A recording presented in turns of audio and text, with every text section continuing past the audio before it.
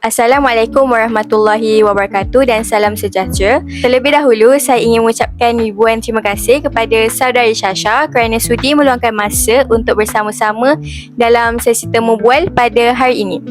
Izinkan saya memperkenalkan diri.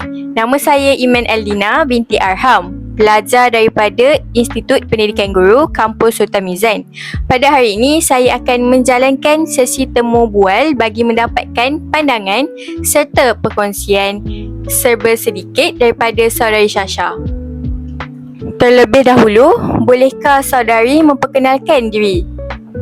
Nama saya Syasha Balqis binti Zamri. Saya berumur 19 tahun dan saya belajar di UiTM Dengkil, Asasi Sains. Terima kasih saudari Syasha. Baiklah, jika tiada sebarang pertanyaan, izinkan saya memulakan sesi temu bual dengan soalan yang pertama. Soalan pertama, berapa kerap Syasha menggunakan sumber digital untuk tujuan pembelajaran? Saya sangat kerap menggunakan bahan cerita dalam pembelajaran saya. Terutamanya kebanyakan bahan pembelajaran saya dibekalkan dalam bentuk digital. Jadi sepanjang pembelajaran saya di UiTM Dengkil, kami menggunakan bahan digital sepenuh masa. Baiklah, terima kasih. Seterusnya, soalan kedua. Apakah aplikasi pembelajaran yang paling banyak Syasha gunakan sepanjang pengajian? Sepanjang pengajian, aplikasi yang saya banyak gunakan ialah Microsoft OneNote, iaitu aplikasi untuk saya simpan file-file nota yang diberikan oleh pensyarah-pensyarah saya, dan saya menggunakan aplikasi itu untuk membuat nota dan mengkaji pelajaran. Soalan yang seterusnya, selain penggunaan aplikasi Microsoft OneNote, adakah Syasha pernah menggunakan aplikasi AI seperti Gemini, Perplexity atau aplikasi AI yang lain? Jika ya, apakah pengalaman Syasha?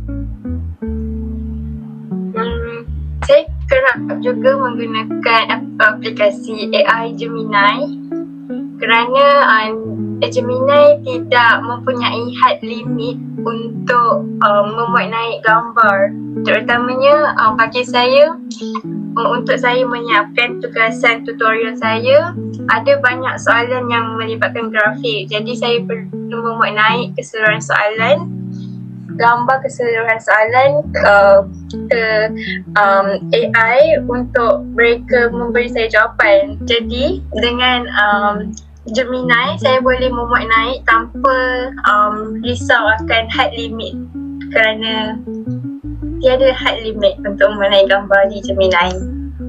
Baiklah, terima kasih, jawapan yang sangat membantu. Baiklah, kita pergi soalan yang seterusnya. Seperti yang dikatakan Syasha sering menggunakan aplikasi Gemini AI untuk bantu belajar. Pada pendapat Syasha, aplikasi AI seperti Gemini ataupun ChatGPT, yang mana lebih menjadi pilihan untuk Syasha gunakan? Dan bagaimana dengan pengalamannya? Antara Gemini dan ChatGPT, yang menjadi pilihan saya adalah Gemini. Kerana Gemini, seperti yang saya kata, tidak mempunyai had limit untuk memuat naik gambar, dan Gemini juga tidak mengenakan sebarang cas bayaran untuk saya terus menggunakan. Terutamanya sekiranya saya menggunakan dalam satu masa yang lama, jadi Gemini tidak mengganggu masa itu. Manakala dengan ChatGPT, ada masa dalam masa sehari itu saya hanya dapat bertanyakan dalam 3 soalan kepada ChatGPT sahaja, Jadi ia membuatkan kerja saya lebih sukar kerana saya tidak boleh untuk mencari maklumat lebih lanjut menggunakan ChatGPT kerana mempunyai limit. Jadi sebabnya saya memilih Gemini, dan pada pandangan saya, saya banyak menggunakan AI untuk menyimak kerja saya sama ada betul atau tidak. Dalam masa yang sama, saya tidak boleh bergantung sepenuhnya kepada jawapan yang diberikan oleh AI, kerana saya sendiri perlu sedar akan kesalahan yang saya buat.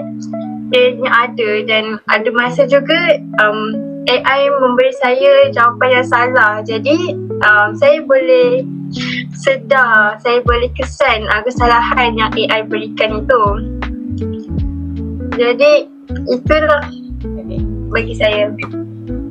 Baiklah, jawapan yang sangat memberangsangkan. Terima kasih. Soalan yang terakhir, secara keseluruhannya, apakah penilaian anda terhadap Google Site dan bahan pembelajaran yang saya hasilkan dan mengapa? Setelah meneliti keseluruhan bahan digital yang Cikgu Eldina berikan kepada saya mendapati bahan-bahan itu sangatlah interaktif dan menarik untuk menarik perhatian murid-murid untuk mempelajari kata adjektif dengan lebih seronok. Kerana bagi saya, pada bahan yang pertama iaitu mempelajari kata adjektif melalui cerita-cerita pendek, bagi saya ianya sangat memberi kefahaman kepada saya. Walaupun saya dah belajar, tapi saya sebagai pembaca, saya boleh faham isi yang ingin disampaikan dalam setiap cerita dan memberi contoh situasi yang dapat murid-murid gunakan untuk mereka fahami dengan lebih lanjut apa itu kata adjektif. Dan serta dan bahan kedua di mana Cikgu Eldina membuat permainan video sangatlah interaktif dan dapat membuatkan murid-murid tertarik untuk menjawab soalan-soalan di samping mereka bermain permainan. Dan yang ketiga, bahan yang ketiga, kata adjektif diajar melalui lagu, dan Cikgu Eldina boleh bernyanyi bersama mereka dalam kelas, dan itu sangat dapat menaikkan semangat mereka untuk mempelajari dan memahami kata adjektif. Baiklah, terima kasih Saudari Syasha atas masa yang diberikan pada hari ini.